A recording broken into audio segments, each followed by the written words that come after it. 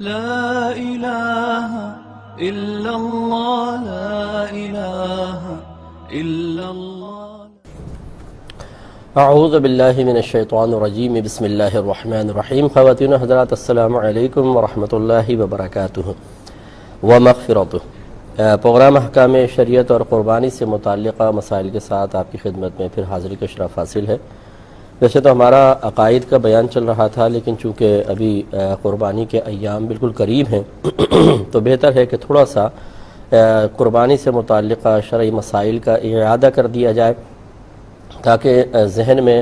یہ مسائل موجود ہوں تو بہت ساری مشکلات سے اور بہت ساری اغلاط سے انسان محفوظ رہ سکتا ہے۔ پچھلے پروگرام میں آپ کو بتایا تھا کہ اللہ تبارک و تعالیٰ نے اپنے حبیب کریم صلی اللہ علیہ وسلم کے ذریعے اور آپ کے پھر وسیلے سے کرم سے مجتہدین نے کچھ شرائط مقرر کر دی ہیں قرآن و حدیث کے تعلیم کی روشنی میں، کہ گھر کے جس فرد میں قربانی کے ایام میں یہ شرائط موجود ہوں گی اس پہ قربانی کرنا واجب ہوگا، اور واجب وہ عمل ہوتا ہے کہ جس کو جان بوجھ کے ترک کرنا گناہ صغیرہ ہے، لیکن اگر ترک کی عادت بنا لیں، جیسے تین عادت کا اطلاق عموماً تین پر ہوتا ہے کہ تین عدد اگر ہو جائے تو یہ گویا کہ ایک عادت ہے، تو تین بقرعید تک اگر کوئی قربانی نہ کرے تو گویا کہ وہ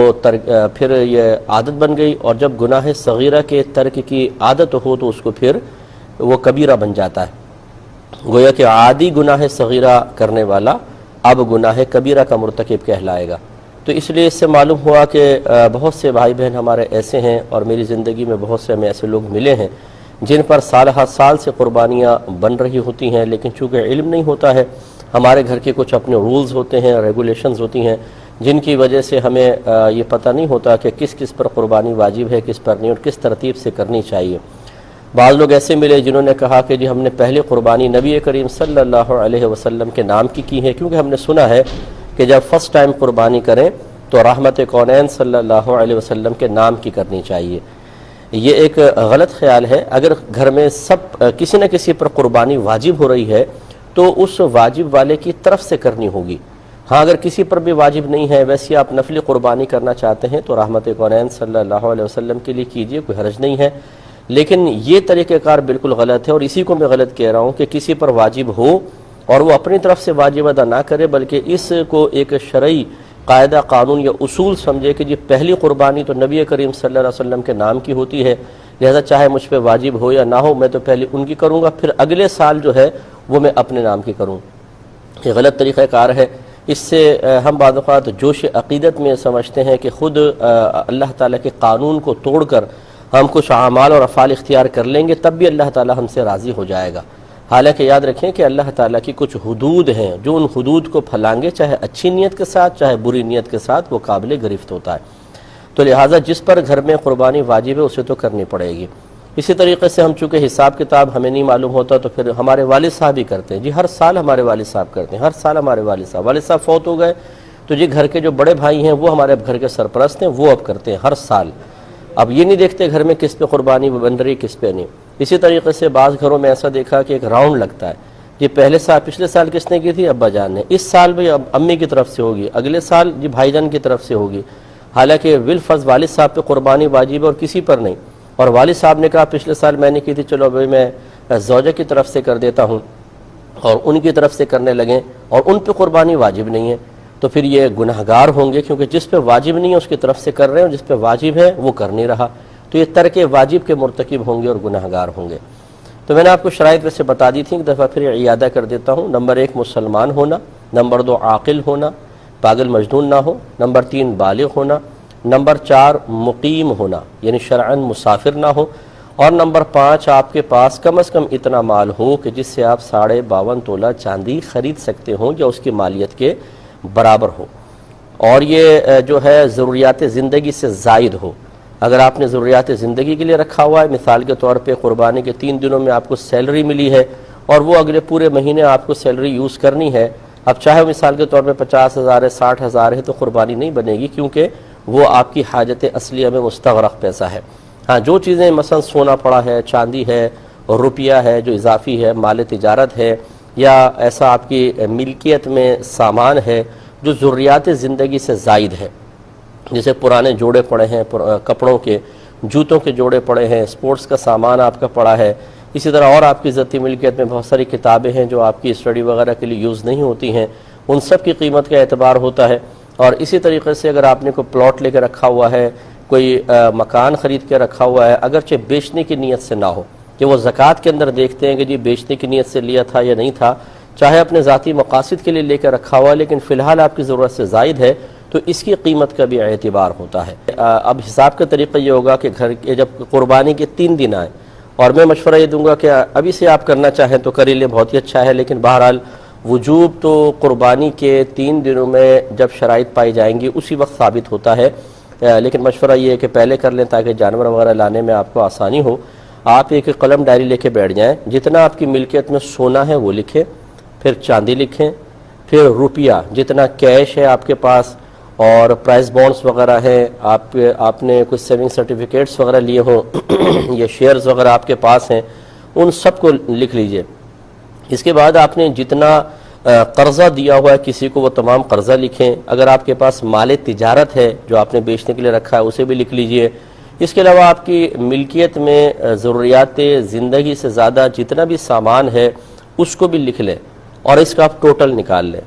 ٹوٹل نکالنے کے بعد پھر اگر آپ نے کسی کا قرضہ دینا ہے، ایک تو ہوتا ہے میعادی قرضہ جیسے آپ نے انسٹالمنٹس وغیرہ بھرنی ہے، یا پہلے آپ نے بی سی لے لی تھی اور اب آپ کو بی سی ہر مہینے بھرنی ہوتی ہے، جو اس طرح کی جو میعادی ہوتے ہیں کہ جو اگلی انسٹالمنٹس ہوتی ہیں یا اگلی بی سی ہے اس کا مالک فوری طور پہ مطالبہ نہیں کر سکتا، اگلا مہینہ آئے گا تبھی کرے گا، تو اس میں تو یہ ہوگا کہ جو کرنٹ مہینہ ابھی چل رہا ہے اس میں جو انسٹالمنٹ آپ کو دینی ہے، بی سی دینی ہے، اسے اس میں سے مائنس کر دیں، باقی کو نہیں۔ لیکن ایسا کوئی قرضہ کہ جس میں کوئی میعاد وغیرہ مقرر نہ ہو، جیسے کوئی کہتا ہے کہ آپ نے کسی سے 1 لاکھ روپے لے لیے اور آپ نے کہا جیسی ہوں گے میں آپ کو دے دوں گا، اب اس میں کچھ میعاد وغیرہ مقرر نہیں ہے، اس میں مالک جب چاہے آپ سے مطالبہ کر سکتا ہے۔ ایسے جتنے بھی قرضے ہیں انہیں بھی ان میں سے مائنس کر دیجئے، جو کرنٹ آپ نے انسٹالمنٹس وغیرہ دینی ہے، بی سی بھرنی ہے اس مہینے کی، اور بشرطے کہ آپ کی بی سی نکل گئی ہو، کیونکہ اگر آپ کی لاسٹ بی سی ہے تو پھر یہ آپ تو بلکہ ان کو دے رہے ہیں، یہ تو جو اس کے پاس جمع ہے وہ گویا کہ ایک طریقے سے آپ کی امانت ہے، اسے تو اس میں ایڈ کرنا ہوگا۔ اس لیے میں نے لفظ کہا کہ اگر آپ نے پہلے بی سی لے لی ہے تو اب گویا کہ وہ آپ نے ایک قرض لے لیا ہے جس کو آپ پر منتھ دیتے جائیں گے بی سی کی شکل میں، تو اس لیے جب آپ پہلے لے چکے ہوں تب یہ حساب ہے۔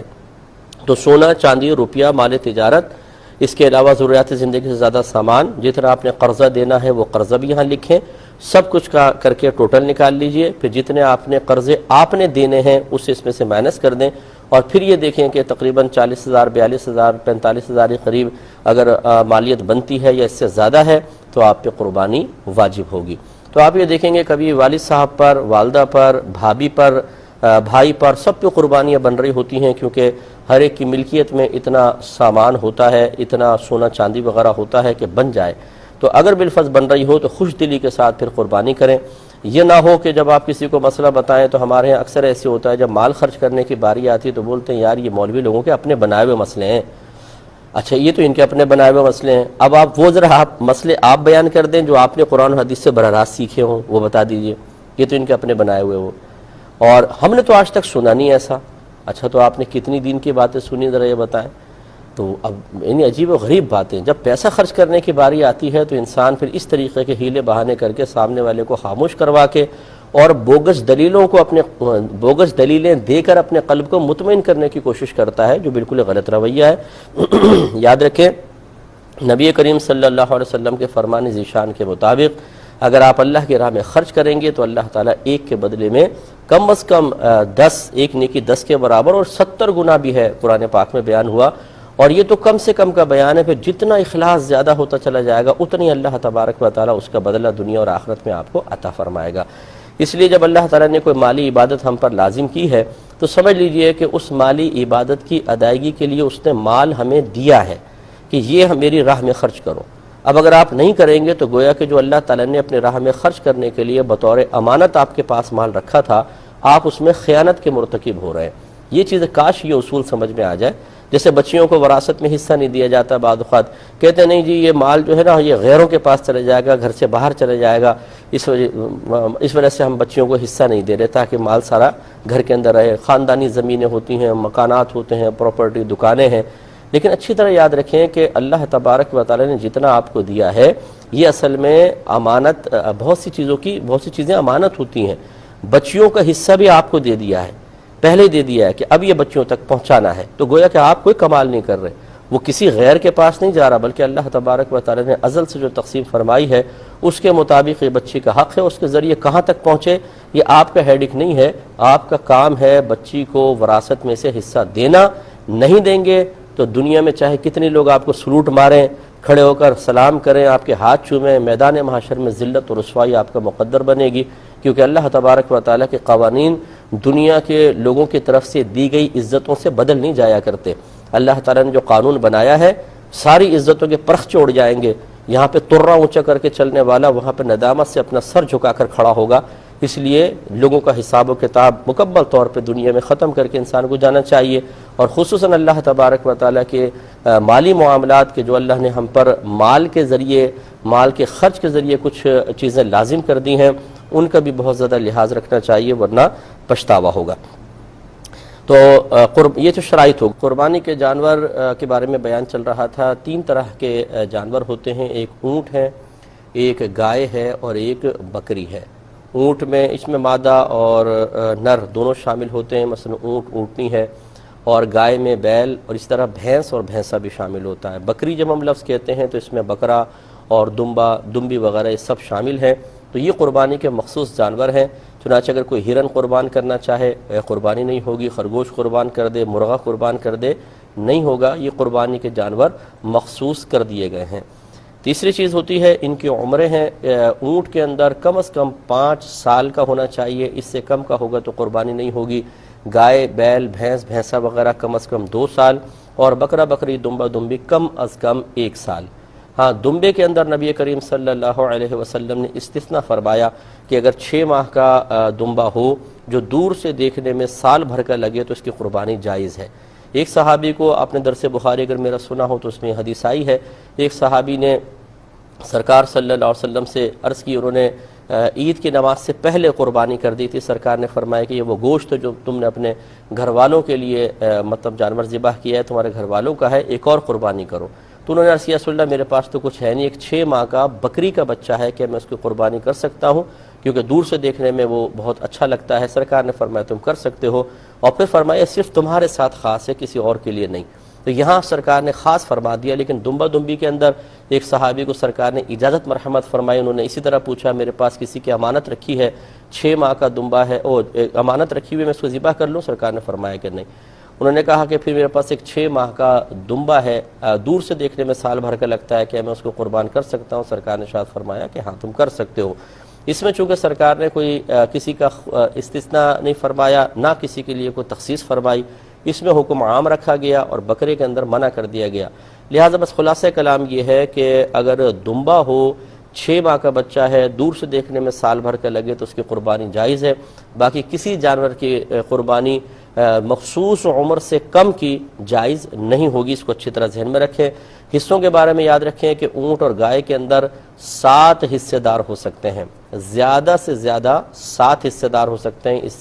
اس سے زیادہ نہیں. کم ہو سکتے ہیں لیکن اس سے زیادہ نہیں. اور بکرا، بکری، دمبی میں کوئی حصہ دار نہیں ہو سکتا، صرف ایک شخص کی طرف سے ایک بکرا ہوگا. اگر کسی نے 2 شخص نے پیسہ ملایا اور انہوں نے کہا کہ یہ ہم دونوں کی طرف سے ایک بکرا، تو یہ کسی کی بھی قربانی نہیں ہوگی. ہاں، یہ ہو سکتا ہے کہ مثلا میرے پاس 10,000 روپے ہیں، میں نے کسی سے کہا یار 2,000 دے دو، 12,000 کا آ رہا ہے بکرا، تو میں اس کو خرید لوں گا. اس نے میری ملک کر دیا اور اس نے اجازت دے دی کہ ٹھیک ہے آپ اپنی طرف سے قربانی کر لیں. تو اب اگرچہ پیسہ 2 آدمیوں کا ملا ہے لیکن قربانی کسی ایک شخص کی طرف مخصوص کر دی گئی ہے، اس کی قربانی شرعاً جائز ہے. لہذا معلوم ہوا کہ اگر کچھ لوگ مل کر ایک بکرا لے کر آتے ہیں، 8-10 دوست ہیں، بیچارے غریب ہیں، تھوڑا پیسہ ملا کے ایک بکرا لے آئے اور نیت یہ کی کہ یہ نبی کریم صلی اللہ علیہ وسلم کی طرف سے ذبح کر دیں گے، تو کوئی حرج نہیں ہے، کیونکہ پیسہ سب نے ملایا لیکن قربانی ایک ذات کی طرف مخصوص کر دی گئی ہے. اور یہی اصل ہے کہ قربانی کا جو اختصاص ہے، قربانی کو خاص کرنا ہے،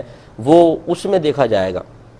کہ اگر گائے ہے تو 7 کی طرف منسوب ہو سکتی ہے، اونٹ بھی، لیکن بکرا، بکری، دمبی صرف ایک کی طرف مخصوص ہو سکتا ہے، اس کی طرف منسوب ہو سکتا ہے. اگر 2 کی طرف کیا تو کسی کی بھی قربانی نہیں ہوگی.